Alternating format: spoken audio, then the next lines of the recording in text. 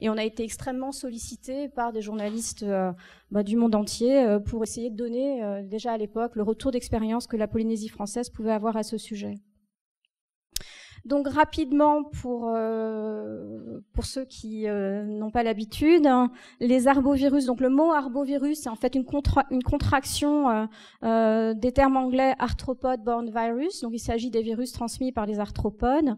Il y en a environ 500 qui sont répertoriés et moins d'une centaine qui présentent donc un intérêt en pathologie humaine. Les arbovirus peuvent être transmis par différents types d'insectes. Il peut s'agir donc de tiques, de phlébotomes. Et pour ce qui nous intéresse, nous, en Polynésie française, il s'agit essentiellement d'arbovirus transmis par les moustiques. Donc, ils sont classés dans différentes familles, au sein desquelles il y a plusieurs genres. Je ne vais pas détailler ça ce matin, mais j'évoquerai au cours de ma présentation le Zika et puis un autre virus qui fait partie du même genre, donc des flavivirus, qui est le virus de la dengue. Et on évoquera également le virus du chikungunya.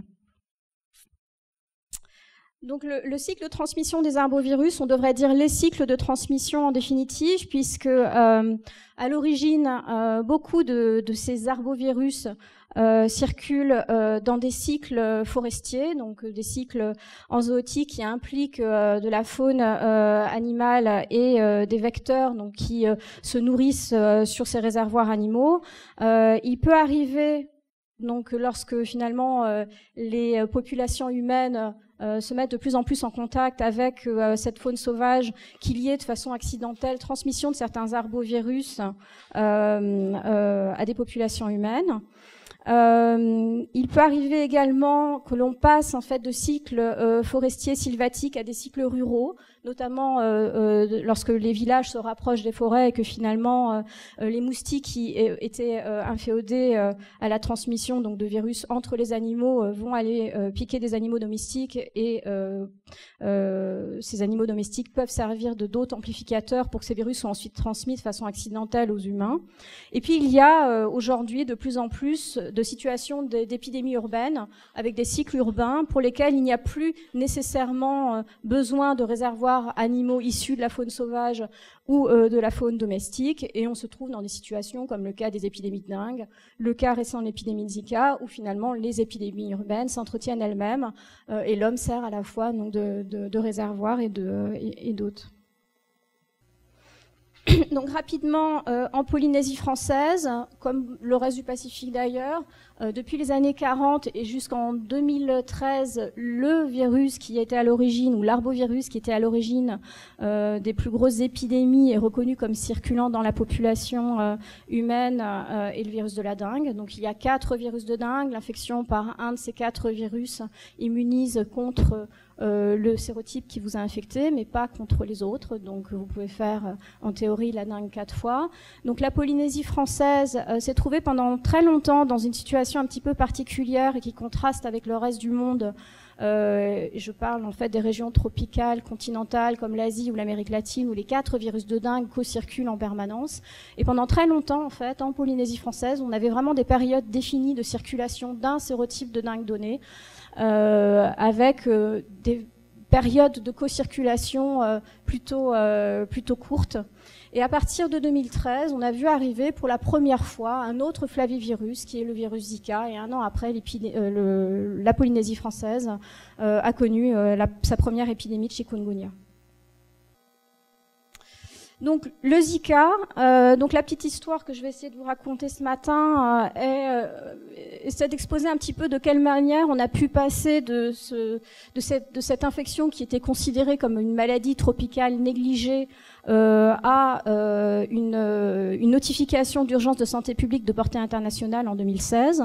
Donc petit rappel sur la chronologie des événements. 1947, c'est la première fois que le virus Zika a été isolé, donc dans le cadre d'une étude menée par l'Institut Rockefeller dans la forêt Zika en Ouganda. Dans les années 60-70, il y avait de façon sporadique des détections de cas d'infection en Afrique et en Asie. La plupart du temps, le virus n'était pas isolé, c'était détection d'anticorps, et le virus a parfois été isolé chez les moustiques, mais c'était vraiment des situations sporadiques. En 2007, c'est la première épidémie qui a eu lieu hors Afrique, hors Asie de Zika. Elle a eu lieu à Yap, dans les États fédérés de Micronésie, donc dans le nord du Pacifique. Et puis 6 ans après, la Polynésie française connaissait la première épidémie ou la première grosse épidémie de Zika qui avait été jusqu'alors répertoriée.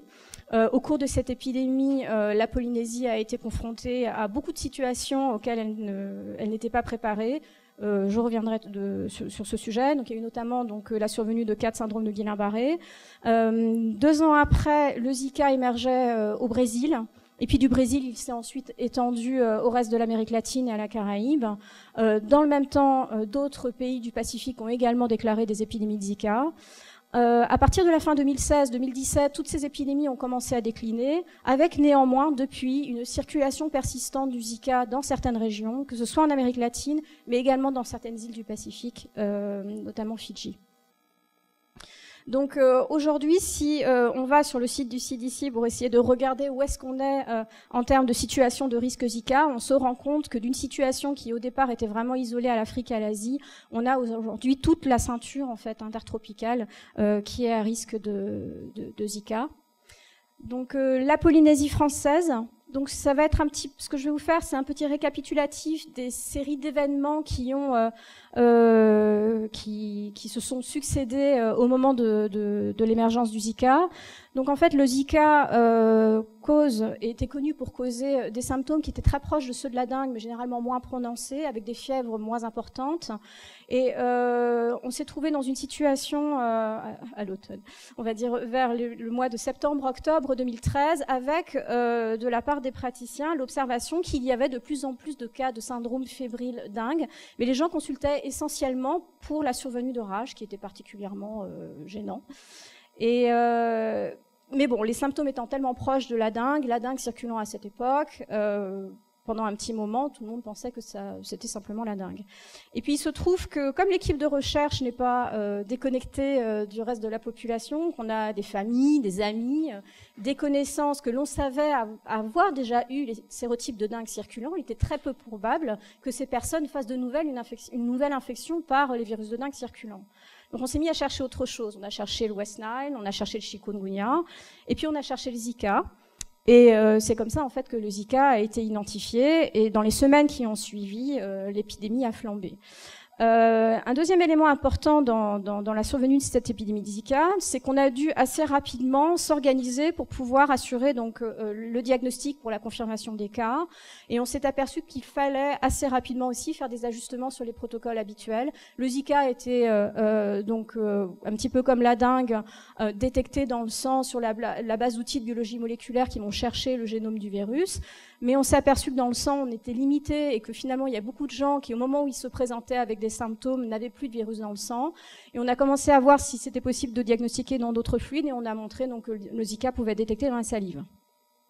Dans le même temps, s'est posée la problématique de la transfusion sanguine, donc l'apport de sources d'éléments pour la transfusion, c'est quelque chose qui est assez compliqué pour la Polynésie française. Donc des protocoles ont été mis en place pour pouvoir détecter la présence éventuelle de virus Zika dans les produits sanguins. Au niveau donc de tout ce qui est clinique et pathogénèse, on s'est intéressé, et là c'est des travaux qui ont été menés en collaboration avec la direction de la santé et l'hôpital, et notamment le docteur Vénard, sur en fait des cas possibles de transmission non vectorielle du Zika. Donc les premiers cas décrits étaient en fait des cas de transmission périnatale avec des enfants qui naissaient avec des raches. Et puis au fur et à mesure, donc quelques semaines après le démarrage de l'épidémie, l'hôpital a répertorié une augmentation par près de 20 fois du nombre de cas de Guillain-Barré. Donc c'est une affection neurologique sévère qui a amené certaines personnes en fait dans des situations de paralysie complète, voire paralysie respiratoire. Donc cette situation était particulièrement difficile à gérer pour l'hôpital. Et à l'époque, on ne savait pas que le Zika pouvait causer des cas de Guillain-Barré. Dans le même temps, des investigations rétrospectives ont été conduites sur la possibilité de malformations congénitales chez les enfants dont les mères enceintes ont été exposées au Zika, mais ce sont des choses qui se sont surtout précipitées à partir du moment où le virus a émergé en Amérique latine et où il y a eu ces situations donc d'enfants nés avec des microcéphalies. Ce qu'on a continué à faire aussi bien en amont, et ça je reviendrai un petit peu sur le timing, et puis pendant l'épidémie, et ce qu'on continue à faire aujourd'hui, c'est toutes les études de séroprévalence. Elles ont joué un rôle essentiel en fait dans la compréhension et aussi dans notre capacité à confirmer que les différents événements qui se sont succédés étaient des événements nouveaux pour la Polynésie française, et les outils mis en place nous ont également permis de confirmer que les cas de Guillain-Barré étaient bien liés au Zika. Donc je vais revenir rapidement dessus. Dans la partie recherche, on s'est également intéressé à l'étude génétique et phylogénétique des souches de Zika. Donc l'important de l'information apportée par ces études phylogénétiques, c'est qu'elles permettent d'avoir une petite idée en fait de l'endroit ou en tout cas de la région d'origine de ce Zika. Et ça a été particulièrement intéressant aussi pour documenter la situation en Amérique latine et essayer de retracer quelque part quel a été le processus et le schéma de dissémination du virus avant la Polynésie française et après la Polynésie française. On a 2 moustiques capables de transmettre les arbovirus, en tout cas qu'on savait capables de transmettre la dengue en Polynésie française, donc Aedes aegypti, qui est une espèce introduite, et Hervé parlera aussi de tout cela, et puis Aedes polynésiensis, donc qui est une espèce indigène. À l'époque, la capacité de nos vecteurs à transmettre ce virus n'avait pas été démontrée, donc c'est des choses qu'on a investiguées et démontré que Aegypti chez nous était capable de transmettre, mais également Aedes polynésiensis et Paculex. Donc l'ensemble en fait des travaux qui ont été menés ont été accompagnés d'un effort important en fait de publication. C'est ce qui nous a permis de communiquer en fait les résultats obtenus avec le reste de la communauté scientifique. Beaucoup des études, si je prends l'étude sur les cas de Guillain-Barré, est arrivée et l'étude s'est terminée au moment où le virus Zika émergeait en Amérique latine. Donc ça nous a permis assez rapidement d'apporter des données pour lesquelles la communauté scientifique était en attente à l'époque. Donc depuis cette période, on va dire, d'épidémie, on continue à travailler sur le Zika et on tire les leçons aussi de toute cette série d'événements et de tout le travail qui a été mené sur le Zika pour préparer l'après. Donc ce qui nous intéresse aujourd'hui, c'est travailler justement sur des protocoles multiplex qui vont nous permettre de détecter en amont peut-être des débuts d'épidémie les virus qui circulent. On a eu beaucoup de chance de trouver le Zika. C'est pas que de la chance, et c'est ce que je vais expliquer après. Il faut qu'on soit préparé à de nouvelles émergences. On sait aujourd'hui que la mobilité fait que non seulement la Polynésie française est de plus en plus exposée à l'introduction de pathogènes à l'origine d'épidémies ou circulant dans d'autres régions du monde, mais on est nous aussi source possible de pathogènes susceptibles d'être disséminés et de repartir vers des régions tropicales, sachant qu'en plus l'important étant que pendant la population de Polynésie française et comme dans beaucoup d'autres îles ayant été pendant très longtemps préservée quelque part par son isolement géographique de l'introduction intempestive de virus, elle est largement, on va dire, naïve ou susceptible pour ces nouveaux agents. Et lorsqu'ils arrivent dans ces zones où la population est massivement naïve, on se retrouve avec des épidémies explosives qui sont extrêmement propices, même si quelque part la population est petite et le nombre de cas est bien plus petit que ce qui se passe une fois que le virus est disséminé vers d'autres régions. On est néanmoins source possible de pathogènes vers d'autres régions du monde. On a également continué à documenter l'impact que pouvait avoir eu le Zika sur les enfants qui avaient été exposés donc in utero et pour lesquels les mères avaient été exposées au Zika pendant la grossesse, en particulier ceux qui n'étaient pas nés avec des malformations particulières. On a donc c'est une étude qui a été menée en collaboration avec la direction de la santé et l'hôpital. On n'a pas identifié, on va dire, de retard particulier dans le cadre de l'étude qui a été menée. On continue à mener nos études de séroprévalence. Je vais revenir rapidement sur ces études. On en fait également à Fidji. Donc tout le travail qui a été mené ici en Polynésie française a ensuite été transposé dans d'autres contextes pour pouvoir documenter maintenant à l'échelle régionale ce qui s'est passé et ce qui risque de se passer à nouveau. On continue sur le Zika, notamment pour essayer de documenter quels sont les facteurs de risque de réémergence et de récurrence épidémique. Donc il y a aujourd'hui toujours beaucoup d'inconnus sur le Zika. On ne sait pas aujourd'hui si l'immunité procurée par l'infection est durable ou pas et quel est le délai finalement. Est-ce que les personnes sont immunisées à vie ou est-ce qu'il y a un risque pour qu'une personne puisse être infectée plusieurs fois par le Zika. Et à l'échelle de la population, on essaie de suivre justement l'immunité de communauté pour essayer de donner des indicateurs sur le risque de récurrence d'épidémie, sachant que la Polynésie française ayant été le siège d'épidémie 2 ans avant l'Amérique latine, on sera probablement exposé à cette problématique avant le reste du monde. Alors, j'avais mis une autre diapo, finalement elle n'est pas nécessaire, pour essayer d'expliquer un petit peu quel a été le timing et qu'est-ce qui nous a permis de réaliser les différentes étapes que je viens de vous décrire. La raison pour laquelle on avait sur place les outils pour pouvoir détecter le Zika, c'est qu'on était intéressé, de par nos activités de recherche sur la dengue, sur ce qui circulait dans le reste de la région et sur les virus circulant dans le reste de la région. Puisque finalement, lorsque la Polynésie française connaissait une épidémie, bien souvent, le reste de la région Pacifique avait également été soumis à ces situations d'épidémie. Et comme on s'intéressait au reste de la région, on a mis en place en fait différents protocoles pour pouvoir être à même de recevoir des échantillons, ce qu'on a fait sur un support buvard, du reste de la région et pouvoir documenter quels étaient les agents à l'origine d'épidémies dans les autres îles du Pacifique. Et parmi ces îles, il y avait Yap. Et ayant eu connaissance de la survenue de cette épidémie de Zika à Yap, on s'était dit que ce serait bien, donc en 2011, de mettre en place les outils pour pouvoir éventuellement détecter le Zika au cas où il nous enverrait des échantillons qui seraient de patients présentant des symptômes approchant de la dengue et qui ne seraient pas de la dengue. Donc les outils pour la détection du Zika ont été mis en place en 2011. Un autre élément est que, travaillant sur la dengue, la perspective de la sortie prochaine du vaccin dengue nous a poussé à proposer des études de séroprévalence, l'Institut Pasteur ayant élaboré des outils qui nous permettaient de faire la distinction entre les différents sérotypes, c'est-à-dire savoir a posteriori contre quel virus de dengue une personne a été infectée. Du coup, on a mis en place les outils pour pouvoir faire ces études de séroprévalence et quitte à chercher la dengue, on a décidé de chercher également les anticorps contre d'autres arbovirus. On a inclus le chikungunya et ayant connaissance de la circulation du Zika dans le nord du Pacifique, on a également mis en place la technique pour la détection des anticorps Zika. Et ça a été mis en place en 2012. Donc tout ceci a été réalisé en fait en amont de la survenue d'une situation à laquelle on ne s'attendait pas. La mise en place de ces outils a été possible parce qu'ils étaient à l'époque encore en situation de développement, parce que la Polynésie française avait une très bonne connaissance en fait de cette période de 30 ans de circulation des virus. Et on était capable de dire, les outils qu'on utilise en laboratoire nous donnent des résultats qui sont valables parce qu'ils viennent conforter en fait les données épidémiologiques. Un exemple, tous les enfants qui ont été prélevés et qui sont nés après la circulation de la dengue 2, le dernier cas ayant à l'époque détecté en 2000, n'avaient pas d'anticorps contre la dengue 2. Mais avait des anticorps contre les autres virus. Alors pourquoi est-ce que je dis ça? Parce qu'en fait, au moment où on a eu cette épidémie de Zika, une des grandes remarques qui a été faite, en particulier lorsqu'il a fallu documenter les cas de Guillain-Barré, c'est que, le Zika n'avait jamais été démontré comme pouvant induire des cas de Guillain-Barré.